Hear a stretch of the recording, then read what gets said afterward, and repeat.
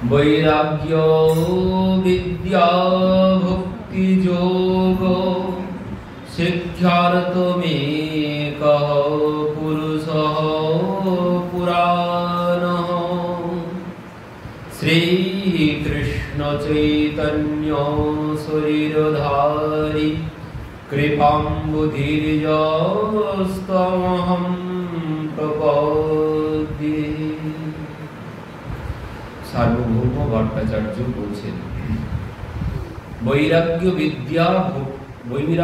विद्या निज भक्ति योग शिक्षार्थमेकः पुरुषः पुराणः श्रीकृष्ण चैतन्य शरीरधारी कृपाम्बुधिर्यस्तमहं प्रपद्ये। কি বলছেন?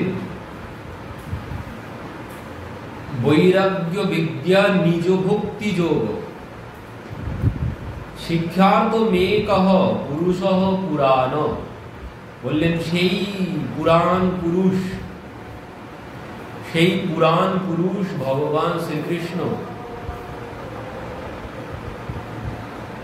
সেই ভগবান শ্রীকৃষ্ণ তিনি পুনরায় আবির্ভূত হয়েছেন। এবার সেই পুরাণ পুরুষ ভগবান এতে চাংস কলা পুংস কৃষ্ণস্তু ভগবান স্বয়ং, সেই স্বয়ং ভগবান শ্রীকৃষ্ণ তিনি অবতীর্ণ হয়েছেন এবার এই কলি যুগে শ্রীকৃষ্ণ চৈতন্য শরীরধারী। তিনি এবার বললেন সেই শ্রীকৃষ্ণ পুরাণ পুরুষ যাকে সবাই ভগবান বলে জানে, তো সেই ভগবান শ্রীকৃষ্ণ তিনি এই কলিযুগে শ্রীকৃষ্ণ চৈতন্য নাম ধারণ করেছেন। কৃপাম্বুধির্যস্তমহং প্রপদ্যে বলছেন তিনি কৃপা করার জন্য করুণা অবতীর্ণ কলেও তিনি করুণা করে এই কলিযুগে অবতীর্ণ হয়েছেন। নাম ধরেছেন শ্রীকৃষ্ণ চৈতন্য, আগে ছিল শ্রীকৃষ্ণ, কিন্তু তার পাশে এখন তিনি চৈতন্য বসিয়েছেন। তো কেন চৈতন্য বসিয়েছেন? বলছেন বৈরাগ্য বিদ্যা নিজ ভক্তি যোগ। তিনি বৈরাগ্য বিদ্যা আর ভক্তি যোগ শিক্ষা দেওয়ার জন্য এই কলি যুগে অবতীর্ণ হয়েছেন। আর বলছেন নাম ধারণ করেছেন শ্রীকৃষ্ণ চৈতন্য। চৈতন্য কেন বসিয়েছেন? শ্রীকৃষ্ণের পাশে তিনি চৈতন্য বসিয়েছেন কেন? বলছেন এই কলির জীব কলি ঘোর তিমিরে গলাস হলো জগজন ধর্ম কর্ম রহুদূর কালান্যষ্টম। পরবর্তী শ্লোকে বলছেন কালান্যষ্টম ভক্তি যোগম নিজম প্রাদুষ্কর্তুম শ্রীকৃষ্ণ চৈতন্য নামা আবির্ভূতস্য পদার বৃন্দে গাঢ়ম গাঢ়ম লিয়তাম চিত্তভৃঙ্গম। কি বলছেন? কালান্যষ্টম ভক্তি যোগ নিজ ভক্তি যোগ। এই নষ্ট সময়ে কলির প্রভাবে সব নষ্ট হয়ে গেছে, মানে ভক্তি যোগ এখানে আর কোনো কিছু নেই। সবাই বিষয়ে মত্ত হয়ে উঠেছে, সবার কাছে লক্ষ্য একমাত্র বিষয় ভোগ ছাড়া অন্য কোনো লক্ষ্য নেই। তো এটি হয়েছে কিসের জন্য?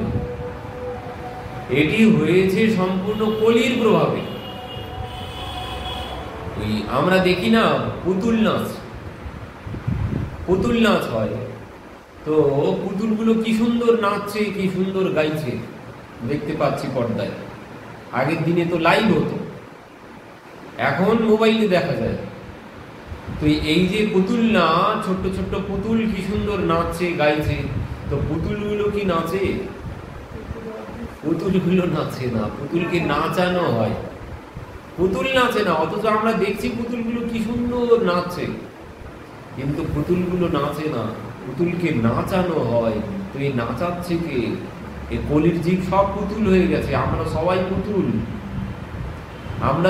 পুতুল হয়ে গেছি, আর আমাদেরকে নাচাচ্ছে একজন। সে কে? আমাদেরকে নাচাচ্ছে কলি। কলির হাতের পুতুল আমরা।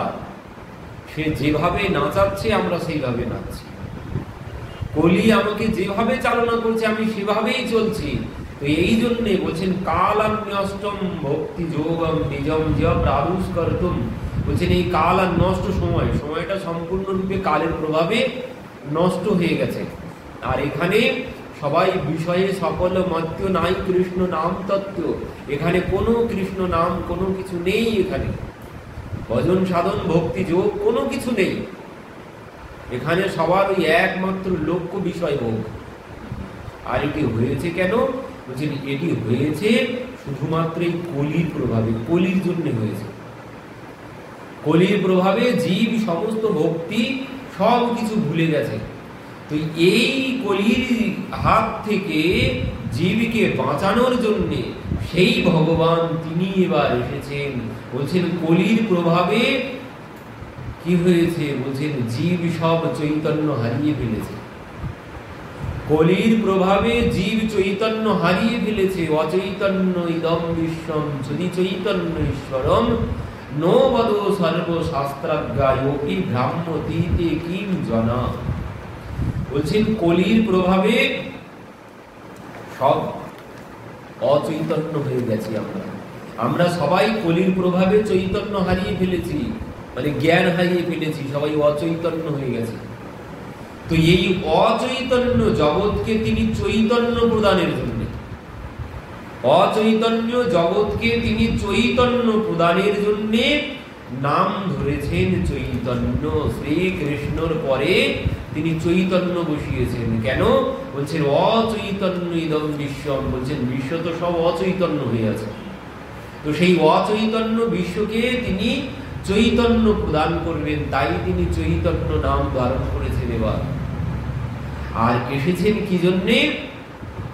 বলছেন বৈরাগ্য বিদ্যা ভক্তি যোগ, বৈরাগ্য আর ভক্তি যোগ শিক্ষা দেওয়ার জন্য সেই শ্রীকৃষ্ণ এবার চৈতন্য নাম ধারণ করে এসেছেন। বৈরাগ্যের শিক্ষা দেওয়ার জন্য তিনি এসেছেন, এই জন্যই তিনি সন্ন্যাস গ্রহণ করেছেন। মহাপ্রভু বৈরাগ্য শিক্ষা দেওয়ার জন্য, বৈরাগ্য বিদ্যা নিজ ভক্তি যোগ, তো এই বৈরাগ্য বিদ্যা শিক্ষা দেওয়ার জন্য তিনি সন্ন্যাস গ্রহণ করেছেন। কেন? বলছেন আপনি আচরি ধর্ম জীবের শেখায়, বললেন নিজে আচরণ করে তারপর জীবকে শিক্ষা দিচ্ছেন। নিজে আচরণ না করলে কোনোদিন কাউকে শিক্ষা দেওয়া যায় না, এই জন্য তিনি নিজে সন্ন্যাস ধারণ করেছেন। কিন্তু বর্তমান যুগে যা প্রচার হচ্ছে, বলছেন মহাপ্রভু সন্ন্যাস নিতে চাননি, মহাপ্রভু সন্ন্যাস নিতে চাননি। তিনি কোনো ভগবান না, তিনি আমাদের মতো সাধারণ, আপনার আমার মতো মানুষ। বলছেন তার মা তাকে জোর করিয়ে সন্ন্যাস নিয়েছে, নিতে বাধ্য করেছে। মার পত্নী নাকি সন্ন্যাস নিতে বাধ্য করেছে। এই সমস্ত কিছু প্রচার হচ্ছে, মানে কলিযুগ না, যুগটা কলিযুগ, যেখানে বসে আছি যুগটা কলিযুগ। তো এই জন্যে এখানে এখন প্রচার হচ্ছে যে গীতা মিথ্যা, চৈতন্য মহাপ্রভু কোনো ভগবান না, তিনি সন্ন্যাস গ্রহণ করতে চাননি, তার মা আর তার পত্নী জোর করে সন্ন্যাস গ্রহণ করিয়েছেন তাকে। মা আর পত্নীর জন্য জ্বালা সহ্য না করতে পেরে তিনি সন্ন্যাস গ্রহণ করেছেন। যেমন ওই আমরা করি, ঘর মে হুই খটপট তো চল বাবাজি কে মঠ। বর্তমান যুগে যে জন্য আমরা ঘর বাড়ি ছেড়ে চলে যাই বৃন্দাবনে, তো ভগবানকে ওই আমাদের ফর্মুলার মধ্যে ফেলে দিচ্ছি, ওইভাবে আমরা বর্ণনা করছি বর্তমান যুগের যত কীর্তনীয়ারা। বর্তমান যুগের সমস্ত পণ্ডিত বেরিয়েছে, তারা কীর্তনে এই সমস্ত কিছু প্রচার করছে, আর মানুষ শুনে বলছে এটাই হচ্ছে আসল সত্য। এতদিন পরে সত্য বেরিয়েছে, এতদিন পরে সত্য বেরিয়েছে। বলছেন এই সত্য না, এই কলি না চাচ্ছে, তাই এই সত্য, মানে এই মিথ্যাটাকে তুমি সত্য বলে গ্রহণ করছো। কলি যাদেরকে না চাচ্ছে তারা এই মিথ্যাটাকে সত্য বলে গ্রহণ করছে। যে ভগবান দেখুন এ থাকবেই, মানে ভগবান শ্রীকৃষ্ণের সময়ে তাকে কি ভগবান বলে মানত নাকি সবাই? তাকে ভগবান বলে মানত? শিশুপাল কত গালি দিত, বলে ওর জন্মের ঠিক নেই, মা বাবার কোনো ঠিক নেই, যদি ভালো হয়, কারণ জন্ম জেলখানায় হয়, জেলখানার মধ্যে ভালো মানুষের জন্ম জেলখানায় হয়, কি জন্য এর অগ্রে পূজা হবে? ধর্মরাজ সেই রাজসূয় যজ্ঞে অগ্রে পূজা করার জন্য গেছেন ভগবানকে। শিশুপাল উঠে দাঁড়িয়ে বলছেন, এর কি জন্য অগ্রে পূজা হবে? এর কোন পরিচয় আছে? এর কোনো বাবা মার ঠিক নেই, এর কোনো বাবা মার ঠিক নেই, জেলখানায় জন্ম হয়েছে। তো এই হচ্ছে ভগবানের সময়ে ভগবানের সম্মুখে দাঁড়িয়ে মানুষ এমন বলছে। আর এখন বলবে না কি একটা অসম্ভব কি? এই জন্য সব কলির প্রভাবে এখন প্রচার হচ্ছে ভগবান কোনো ভগবান নয়, শ্রীকৃষ্ণ কোনো ভগবান না, তিনি অসুর। এই জন্য তার গায়ের রং কালো। চৈতন্য মহাপ্রভু তোমার আমার মতো সাধারণ মানুষ, তিনি কোনো ভগবান নয়। তো এখানে আর যা কিছু হচ্ছে সব কিছু এই কলির প্রভাবে। কলিকাল সর্ব বিষে দগ্ধ জীব মিথ্যা রসে, যে এই কলির বিষে সবাই জর্জরিত হয়ে গেছে। সত্যটাকে মিথ্যা বলে ভাবছে আর মিথ্যাটাকে সত্য বলে ভাবছে। সব কলি করাচ্ছে, আমার কোনো দোষ নেই এতে। কলি করাচ্ছে আমাকে দিয়ে। কলি চায় না কেউ ভগবানকে জানুক, কেউ সত্যটাকে জানুক, কেউ আলোর কাছে আসুক। আসলে তো আমি আর থাকতে পারবো না। কলি চায় কেউ যেন না আসে এখানে। যত ভগবানকে না চিনবে কলির তত লাভ হবে।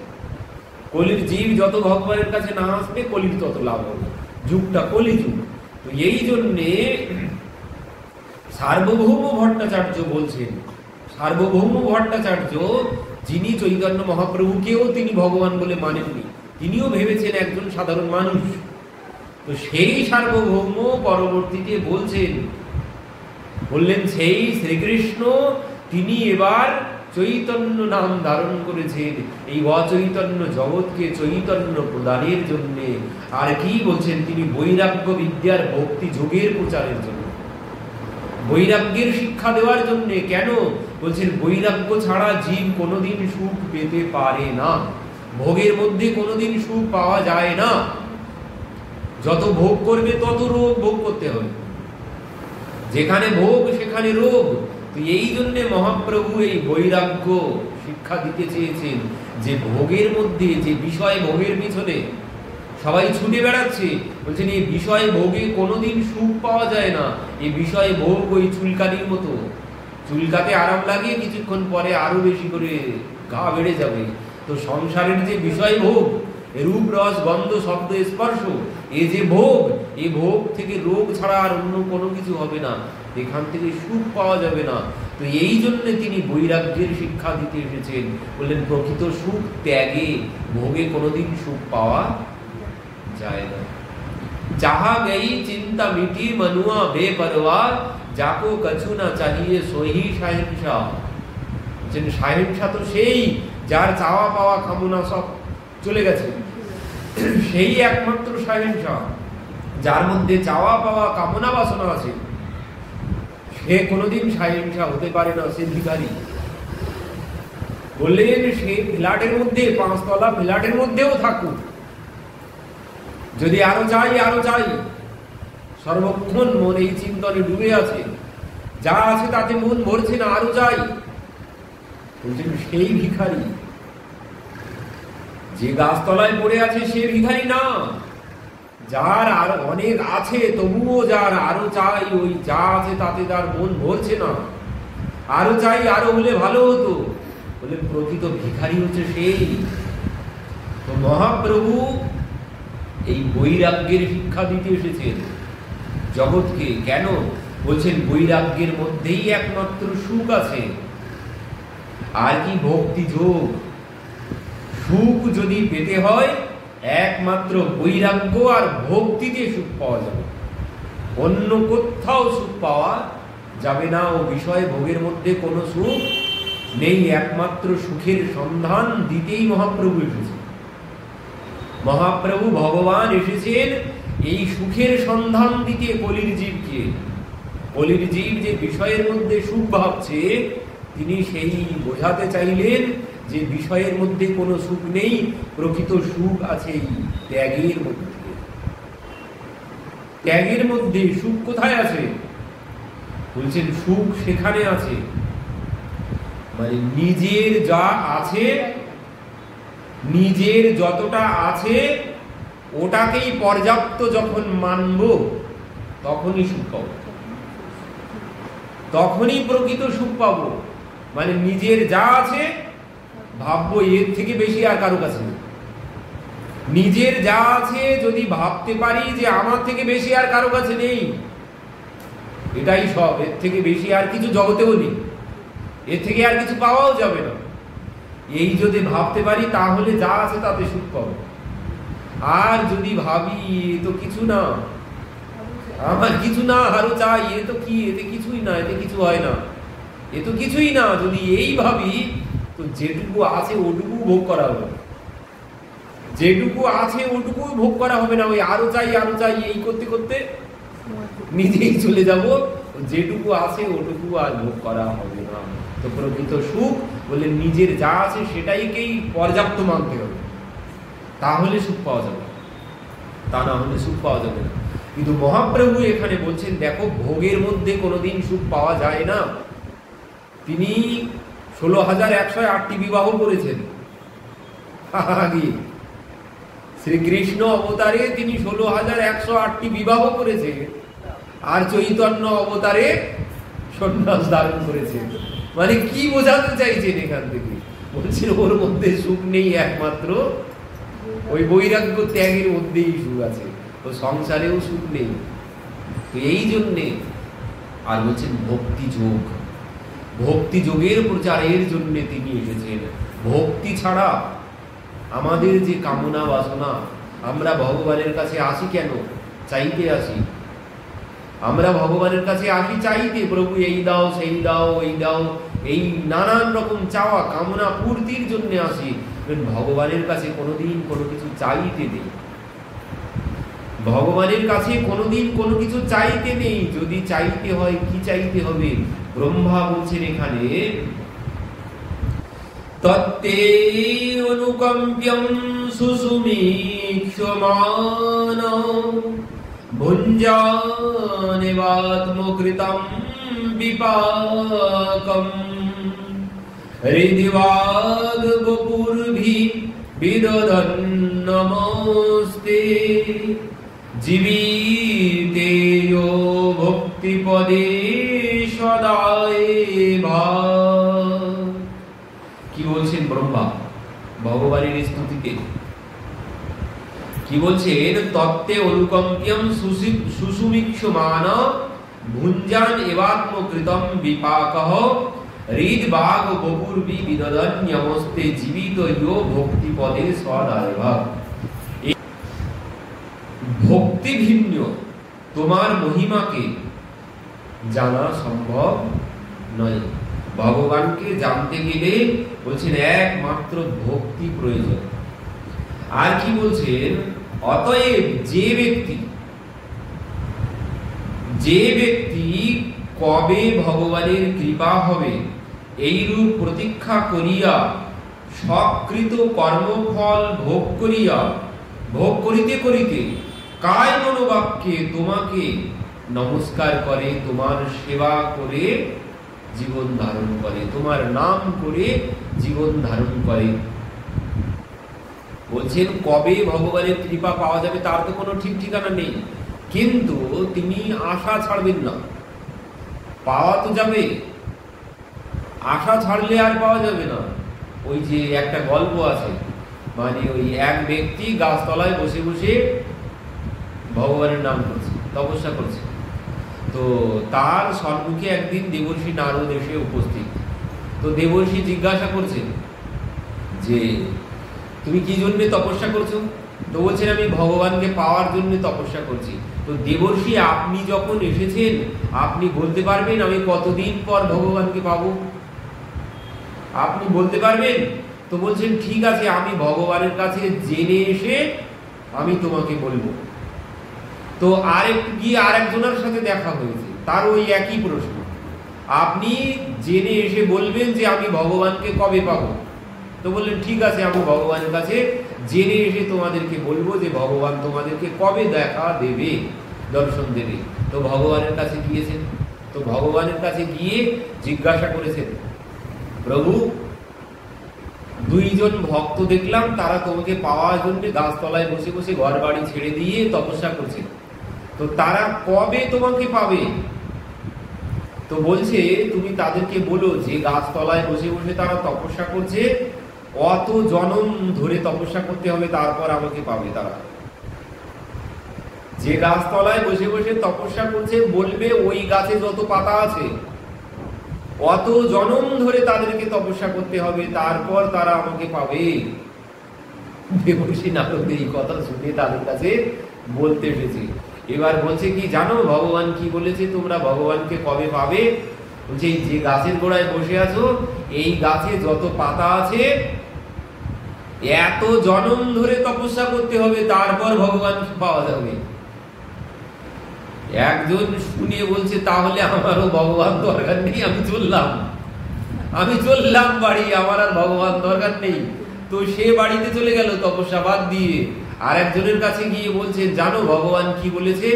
কি বলে, বৃক্ষে যত পাতা আছে এত জনম ধরে তোমাকে তপস্যা করতে হবে, তারপর ভগবান তোমাকে দেখা দেবে।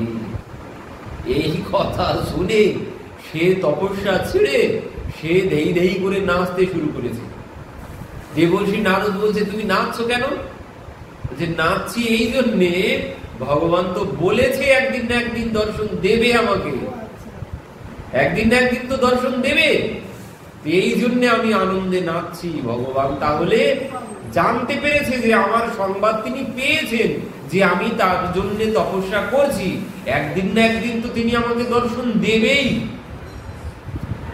এই জন্য আমি আজ নাচতে শুরু করেছি আনন্দে।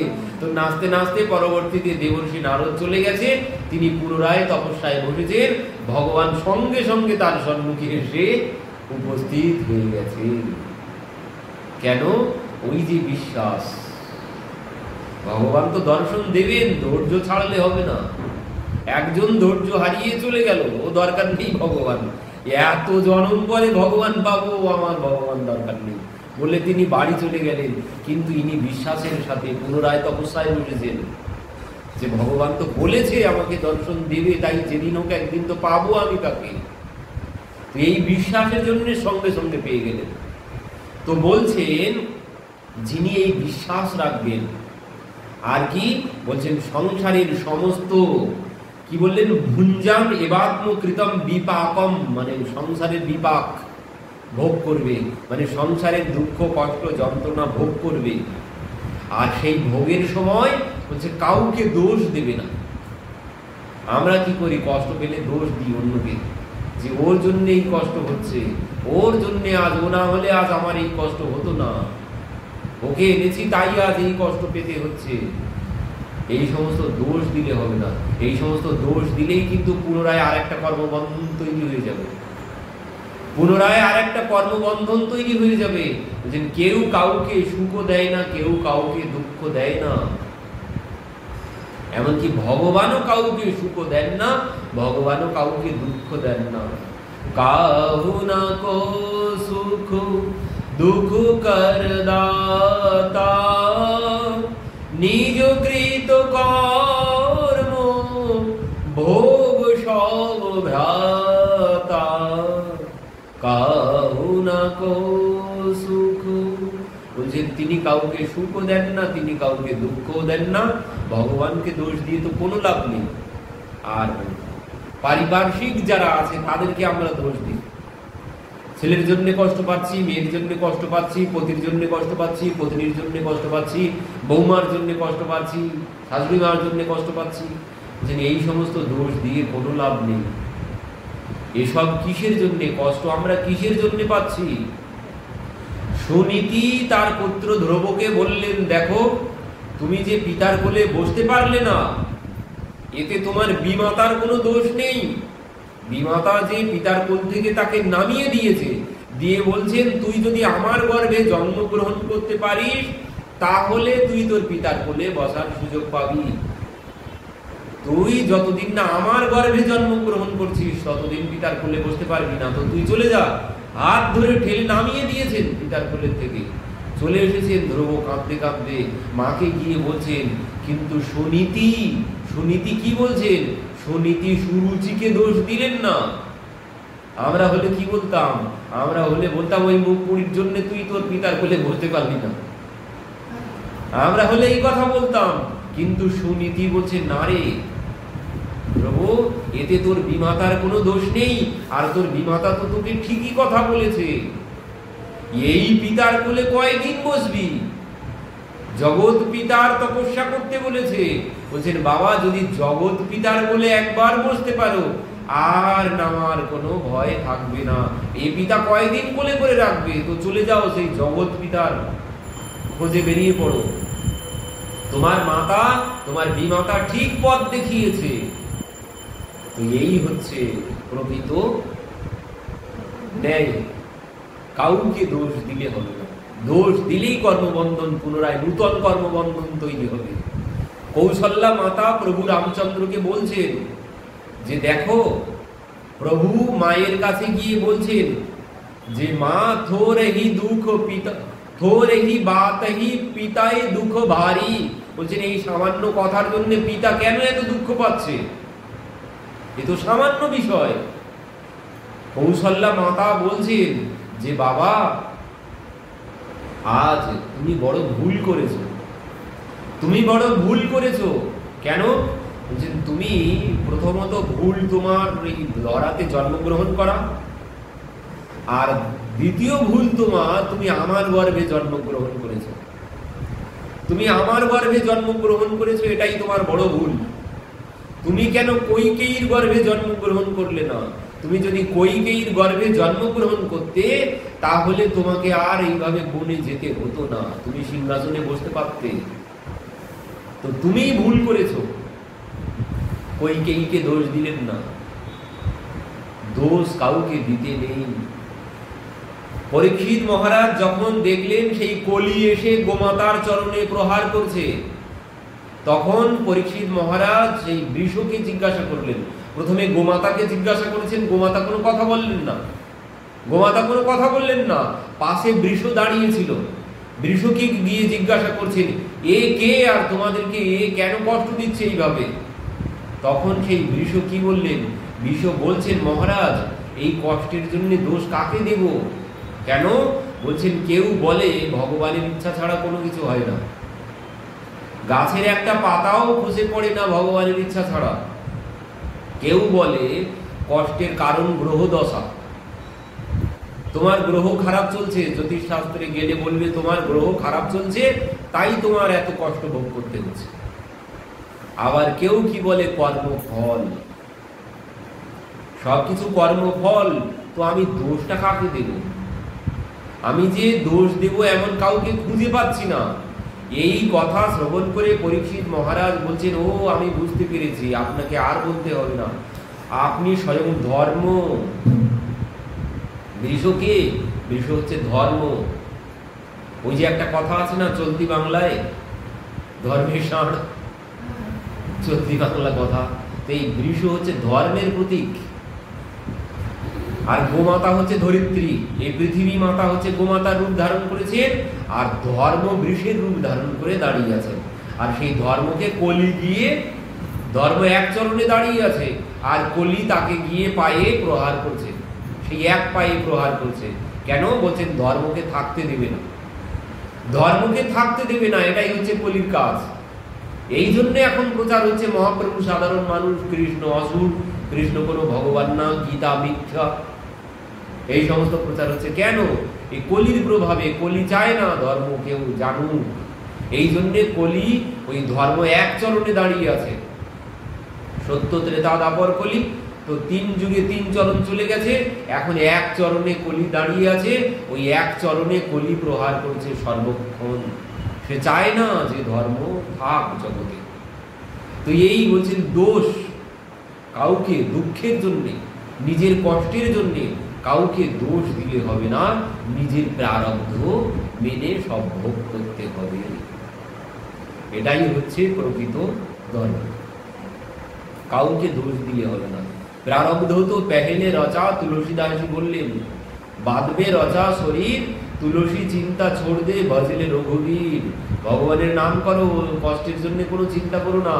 আজকে যা হচ্ছে আজকের জন্য নয়, সব পূর্ব পূর্ব জন্মের প্রারব্ধের ফল আজ ভোগ করছে। একটা আম গাছ, আমের আঠি, আমের বীজ আমি মাটিতে পুঁতলাম, তো আজকেই কি তাতে আম হবে? আজ পুঁতবো, এখান থেকে 5 বছর পরে গিয়ে বা 2 বছর পরে গিয়ে তাতে ফল হবে। তো এবার দেখা গেল ফলটা হয়েছে টক, তুই এখন আর বললে কিছু হবে? গাছ যখন পুঁতেছি তখন ঠিকঠাক করে বিচার করে পোঁতা উচিত ছিল বীজ। তখন বীজটা পোঁতার মানে বিচার করে বীজটা বসাতে হতো। এখন আর বলে লাভ হবে না যে আম গাছে আম টক আম হয়েছে, এখন তো হয়েই গেছে। তো ঠিক তেমন আমার আজ যা কষ্ট হচ্ছে, এর বীজ আজকে বোনা হয়নি, এর বীজ অনেক জন্ম আগে বোনা আছে, তার ফল এখন ফলছে। এর জন্য এখন আর চিন্তা করে লাভ নেই। আগামীতে যদি সুখে থাকতে চাও, ভগবানের নাম করো, বলছেন ভজলে রঘুবীর। ওসব চিন্তা সব ছেড়ে দাও, যা যা হচ্ছে সব চিন্তা ছেড়ে দিয়ে ভগবানের ভজনা করো, অন্য কোনো গতি নেই। যদি আগামীতে সুখ পেতে চাও, সুখ পাওয়ার অন্য কোনো পথ নেই আর। তো এই জন্যে বলছেন, যিনি নিজের কর্মফল জেনে কষ্টটা ভোগ করবেন এবং হাল ছাড়বেন না, ভগবানের নাম করবেন, ভগবানের সেবা করবেন, আর কি বলছেন, তিনি ভক্তি পদের অধিকারী হবেন, তিনি ভক্তি লাভ করবেন। তিনি ভক্তি লাভ করবেন যিনি পিতার আজ্ঞা মানবেন। পিতার সম্পত্তি কে পাবে? পিতার সম্পত্তি সেই পাবে যে সন্তান পিতার কথা শুনে চলবে, নিজেকে ভালো রাখবে, নিজে বেঁচে থাকতে হবে। পিতার সম্পত্তি ভোগ করতে গেলে আগে তো নিজে বেঁচে থাকতে হবে। তো নিজে বেঁচে থাকতে হবে, পিতার আদেশ মানতে হবে, আর পিতার সেবা করতে হবে। এই হচ্ছে 3টি শর্ত। পিতার সম্পত্তি ভোগের জন্য এই 3টি শর্ত যদি কেউ পালন করে, যে সন্তান, সেই সন্তান পিতার সম্পদের অধিকারী হবে। তো ঠিক তেমন বলছেন, এই ভগবানের সেবা আগে নিজেকে সুস্থ রাখতে হবে। সুস্থ রেখে বললেন, যা কিছু সংসারে ভোগ করছি সব কিছু নিজের কর্মফল, ভগবানকে দোষ দিলে হবে না, এমনকি কাউকে দোষ দিলে হবে। সবকিছু নিজের প্রারব্ধ জেনে মেনে নিতে হবে, নিয়ে ভগবানের সেবা করতে হবে। তাহলে ভগবানের নাম করতে হবে, ভগবানকে প্রণাম করতে হবে, তাহলে তিনি ভক্তি লাভ করবেন। এটাই হচ্ছে ভক্তি লাভের পথ। যদি কেউ ভক্তি পেতে চান, তো তাকে এই পথ অবলম্বন করতে হবে, যে মানে নিজের জায়গায় যেমন আছি তাতেই সন্তুষ্ট থাকতে হবে, থেকে ভগবানের সেবা, ভগবানের নাম, ভগবানকে প্রণাম করলে, বলছেন ব্রহ্মা বলেছে এই কথা, যে তিনি ভক্তি লাভ করবেন। এই হচ্ছে ভক্তি পাওয়ার পথ। আর মহাপ্রভু বললেন, সার্বভৌম বললেন যে মহাপ্রভু এসেছেন এই জগৎকে ভক্তি প্রদানের জন্যে আর বৈরাগ্য প্রদানের জন্যে। কারণ বৈরাগ্য ছাড়া কোনোদিন ভক্তি পাওয়া যাবে না, ভক্তি ছাড়া কোনোদিন সুখ পাওয়া যাবে না। আমরা যে ভগবানের কাছে আসি, চাইতে আসি, এই চৈত্র মাস পড়েছে, দলে দলে সব বাবার মাথায় জল লাগতে যাবে। কি জন্যে? সবাই কামনা নিয়ে, সবাই কামনা নিয়ে যাবে, বাবা আমার এই রোগ সারিয়ে দাও, তোমার মাথায় জল লাগতে যাবো। ওই জন্য সবাই জল লাগতে যাচ্ছে। বাবার মাথায় যারা জল লাগতে যাচ্ছে সবাই একটা কামনা নিয়ে যাচ্ছে। এই কামনার দ্বারা কি হবে? যে ওতে ওইভাবে জল ঢেলে কোনো লাভ নেই। কামনা পূর্তির জন্য বাবার মাথায় জল ঢেলে কোনো লাভ নেই। হয়তো কামনা পূর্ণ হবে, কামনা পূর্ণ হবে, কিন্তু কামনা পূর্ণ হলে কি হবে? হয়তো এখন কষ্ট ভোগ করছি, বাবা তুমি এই কষ্ট মিটিয়ে দাও, তোমার মাথায় জল ঢালবে। তো বাবা কষ্ট মিটিয়ে দিয়েছে, বাবার মাথায় জল ঢালতে গেলাম, তো এবার কি হলো? রোগ চাপা পড়ে গেল। রোগ কিন্তু চাপা পড়ে গেল।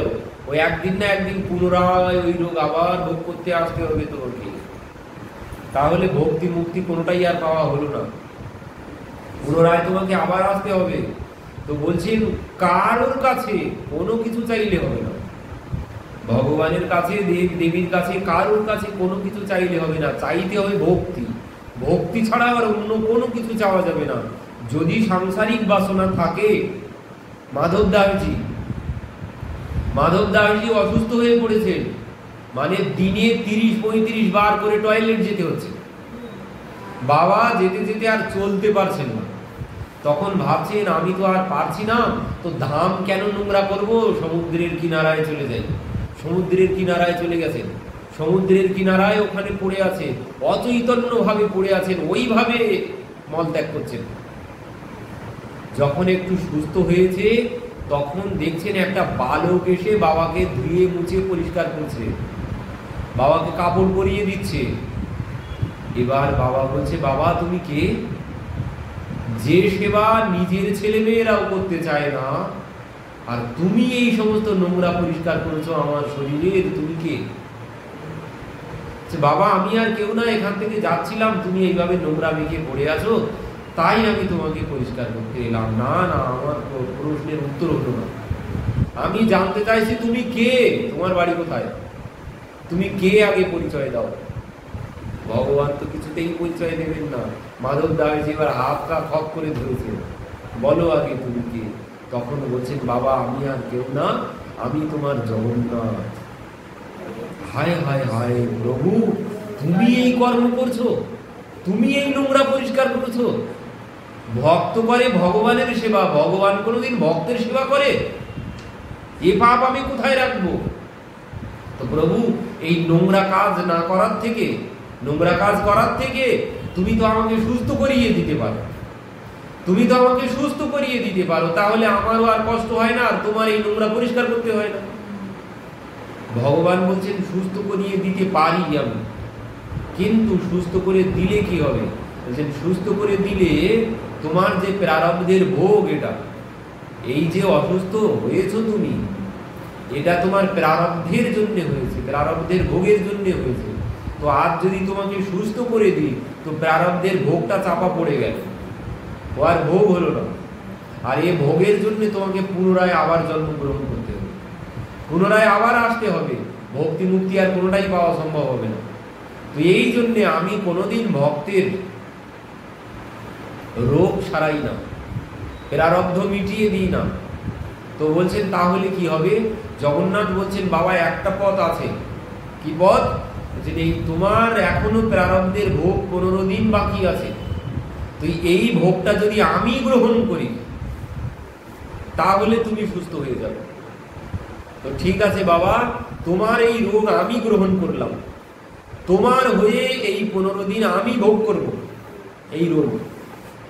তো সেই জন্যে আজও জগন্নাথ স্নান যাত্রার পর 15 দিন দরজা বন্ধ হয়ে যায়, তখন আর কোনো ভোগ লাগে না। কেন? জগন্নাথের পেট খারাপ, ওই মাধব দাসজির রোগ তিনি নিয়েছেন। তবু বলছেন আমি ভক্তের রোগ নিতে রাজি আছি, কিন্তু প্রারব্ধ খণ্ডন করতে রাজি নেই।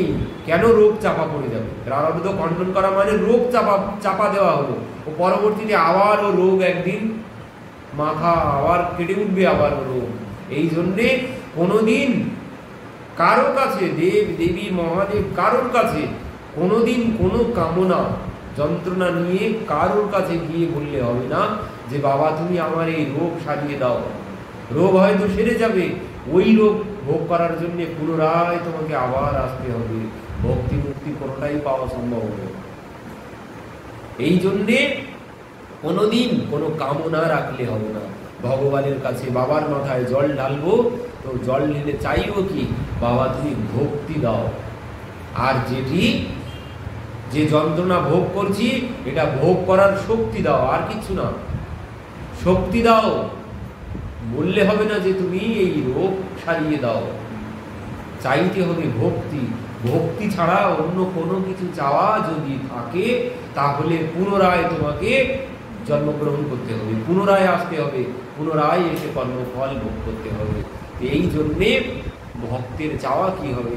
প্রহ্লাদ মহারাজ বলছেন, প্রভু যারা তোমার কাছে চাইতে আসে তারা কেউ তোমার ভক্ত না, তারা সবাই ব্যবসাদার, নসভেদ্য সবই বণিক। তো ভগবানের কাছে কোনোদিন কোনো কিছু চাইতে নেই। প্রহ্লাদ মহারাজকে বলছেন যে প্রহ্লাদ তুমি কোনো কিছু চাও, বর্ণম বৃণ সোহা, প্রহ্লাদ তুমি বর চাও। প্রহ্লাদ মহারাজ বলছেন না প্রভু, আমার কোনো কিছু চাওয়ার নেই, আমার কোনো কিছু চাওয়ার নেই। ভগবান বলছেন না প্রহ্লাদ, তুমি কিছু তো চাও, আমি না দিয়ে শান্তি পাচ্ছি না, তুমি কিছু একটা চাও। প্রহ্লাদ মহারাজ বলছেন প্রভু তাই যদি হয়, তুমি যদি কিছু দিতেই চাও তো এই বর দাও, আমার ভিতরে যেন কোনো কামনাই না থাকে, কোনো কিছু যেন আমি না চাই, কোনো কামনা যেন না থাকে। কামনা থাকলে চাওয়া আসবে, বলছেন কোনো কামনা বাসনা কোনো কিছু যেন আমার ভিতরে না থাকে। ভগবান বলছেন প্রহ্লাদে কেমন চাওয়া হলো? বললেন প্রভু এটাই হচ্ছে প্রকৃত চাওয়া। এই কামনার নিবৃত্তি হয়ে গেলেই তো জীব মুক্ত। কামনার নিবৃত্তি যতদিন না হচ্ছে ততদিন আমি মুক্ত হতে পারছি না। যতদিন কামনা আছে ততদিন বাধা আছি, আর ততদিন আমাকে জন্ম মৃত্যু চক্রে ঘুরে বেড়াতে হবে। যেই কামনা চলে যাওয়া মানে বৈরাগ্য চলে এলো, বৈরাগ্য আসা মানে আমি মুক্ত হয়ে গেলাম। এই জন্যে বললেন কোনোদিন ভগবানের কাছে কোনোদিন কোনো কিছু চাইতে নেই, আর চাইলে আরো কষ্ট পেতে হবে। বললেন চাইতে যদি হয় ওই দেবর্ষি নারদের মতো চাইতে হবে। যেহি বিধি হয়ে প্রণাত হেত মোরা, করৌ সুবেগী দাস নেই তোরা। বলছেন প্রভু আমার যাতে কল্যাণ হয় তুমি তাই করো। দেবর্ষি নারদ প্রথমে চেয়েছিলেন রূপটা, যে প্রভু আমি বিবাহ করব, তোমার রূপটা তুমি আমাকে দাও। কিন্তু পরবর্তীতে আসার সময় প্রণাম করে বলছেন প্রভু যেহি বিধি হয়ে না তেহি মোরা, করৌ সুবেগী দাস নেই তোরা। বলছেন প্রভু আমার যাতে কল্যাণ হয় তুমি সেটা করো, কারণ আমি তোমার দাস। ভগবান বলছেন এবার ঠিক কথা বলেছ, এবার ঠিক বলেছ। চাইতে হয় এইভাবে, প্রভু আমি যা চাইছি আমি জানি না, আমার যাতে কল্যাণ হয় তুমি সেটা করো। আর যদি আমি চেয়ে বসে থাকি ওই চাওয়াটাই আমার দুঃখের কারণ হবে, ওই চাওয়াটাই আমার দুঃখের কারণ হবে। চাইতে হবে কিভাবে? প্রভু আমি তো জানি না কোনটা চাওয়া উচিত কোনটা চাওয়া উচিত না, কোনটা আমার কষ্টের হবে কোনটা আমার সুখের হবে, আমি কোনো কিছু জানি না। যাতে আমার কল্যাণ হয় তুমি তাই করো, এটাই হচ্ছে ভক্তের চাওয়া। এই চাওয়া হওয়া উচিত। আর এই কল্যাণের কথা যখন বলবো, ভগবান বলছেন কেউ যদি বলে আমার কল্যাণ করো, ভগবান বলছেন আমি তার পরম কল্যাণ করি। কল্যাণ না, আমি তার পরম কল্যাণ করি। যেভাবে দেবর্ষি নারদের পরম কল্যাণ করেছে। আমায় ভজে মাগে বিষয় সুখ, আমি বিজ্ঞ ওই অজ্ঞে বিষয় কেন দিব, আপন চরণামৃত দিয়া বিষয় ভুলাইব। যা আমায় ভজে মাগে বিষয় সুখ, সাংসারিক সুখ, কিন্তু আমি তো বিজ্ঞ, তো অজ্ঞ, তো জানি না কোথায় সুখ হবে। দেবর্ষি নারদ বিষয় সুখ চেয়েছেন, কিন্তু ভগবান বলছেন আমার কাছে এসেছে, আমার ভজনা করছে, আর আমার কাছে বিষয় চাইছে। মানে কেন কি বলছেন? ও জানে না যে এখানে সুখ পাওয়া যায় না। কিন্তু যখন বলবো প্রভু আমি তো জানি না কিসে আমার সুখ হবে, যাতে আমার কল্যাণ হয় তুমি তাই করো। ভগবান কি বললেন? রূপটা দিলেন না, যাতে বিবাহ না হয় তাই করলেন, বাঁদর বানিয়ে দিলেন। যেই দেখলেন বাঁদর বানিয়ে দিয়েছেন, মানে সেই মহাদেবের দুই গণ বললেন বাবা একবার একটু দর্পণে দেখো নিজের মুখটা। তখন নিজের মুখ দেখছেন বাঁদর। সঙ্গে সঙ্গে ভগবানকে অভিশাপ দিয়ে দিলেন, তুমি আমাকে বাঁদর বানালে, যাও আমি তোমাকে অভিশাপ দিচ্ছি, যে বাঁদর বানিয়েছো এই বাঁদরই তোমার সঙ্গী সাথী হবে। আর যে পত্নী আমি বিবাহ করতে দিলে না, যে কষ্ট আমি পেলাম তোমাকে ওই কষ্ট পেতে হবে পত্নীকে হারিয়ে। ভগবান বললেন তথাস্তু তাই হবে। তো ভগবান যখন এবার সীতা দেবীকে হারিয়ে ফেলেছেন, তখন এবার একদিন দেবর্ষি নারদ ভগবানের কাছে গেছেন, গিয়ে বলছেন প্রভু সেদিন ওই কাজ না করলেই তো পারতেন, সেদিন বাঁদর কেন বানালেন যার জন্য আজ এইভাবে বনে বনে ঘুরে বেড়াতে হচ্ছে? সেদিন যদি না বাঁদর বানাতেন তো আজকে এই কষ্ট আপনাকে ভোগ করতে হতো না।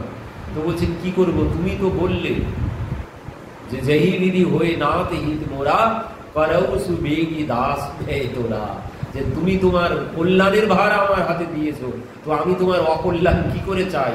যে সংসারে বিবাহ করে কারোর কোনোদিন আজ পর্যন্ত কল্যাণ হয়নি, কারোর কোনোদিন কল্যাণ হয়নি, বিবাহ করে কোনোদিন কল্যাণ হয় না।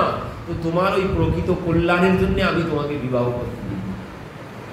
প্রকৃত কল্যাণ তুমি চেয়েছো বলেই আমি তোমাকে বিবাহ করতে দিইনি। প্রকৃত কল্যাণ কোনোদিন বিবাহের মধ্যে নেই। প্রকৃত কল্যাণ সুখ কোথায় আছে? ওই বৈরাগ্যের মধ্যেই আছে। আর মহাপ্রভু সেই বৈরাগ্যের শিক্ষা দেওয়ার জন্যে তিনি এসেছেন এই কলিযুগে। ইনি কেউ নন, স্বয়ং ভগবান শ্রীকৃষ্ণ। তো সার্বভৌম ভট্টাচার্য বলছেন তার চরণে আমার এই মনটাকে আমি প্রগাঢ় রূপে সমর্পণ করতে চাই। সেই চৈতন্য মহাপ্রভুর চরণে আমি আমার মনটাকে প্রগাঢ় রূপে গাঢ়ম গাঢ়ম লিয়তম চিত্ত ভৃঙ্গ, আমার চিত্তটাকে, আমার মন প্রাণকে তার চরণে প্রগাঢ় রূপে সমর্পণ করতে চাই, যেন ওখান থেকে না উঠে আসে কোনোদিন আর। গভীরভাবে আমি আমার চিত্তকে ভগবানের চরণে, মহাপ্রভুর চরণে সমর্পণ করতে চাই। তুই এই হচ্ছে ভক্তির চাওয়া। আমার মন প্রাণ চিত্ত সব কিছু ভগবানকে সমর্পণ করতে হবে। আর ভগবানকে সমর্পণ করলে ভগবান কোনোদিন অকল্যাণ আর করবেন না। যাতে আমার কল্যাণ হয় তিনি তাই করবেন। ওই যেভাবে বিড়াল তার বাচ্চাকে কি করে, ওই দাঁত দিয়ে কামড়ে ধরে এখান থেকে ওখানে, ওখান থেকে এখানে, ওখান থেকে ওখানে নিয়ে যায়। কিন্তু দাঁত দিয়ে ধরে তাই বলে কি বাচ্চার কষ্ট হয়? বাচ্চার কোনোদিন কষ্ট হয় না।